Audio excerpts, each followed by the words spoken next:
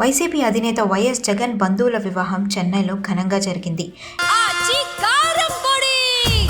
అదరగొట్టే కారం రంగు రుచి ఆచి కారం పొడి. ఈ వేడుకకు తమిళ వెట్రి కళగం అధినేత విజయ్, తమిళనాడు డిప్యూటీ సీఎం ఉదయనిధి స్టాలిన్ హాజరయ్యారు. విజయ్ స్టాలిన్తో జగన్ మాట్లాడారు. విజయ్ జగన్ పక్కపక్కనే కూర్చొని కాసేపు ముచ్చటించుకున్నారు. ఇందుకు సంబంధించిన ఫోటోలు, వీడియోలు సోషల్ మీడియాలో బాగా వైరల్ అవుతున్నాయి.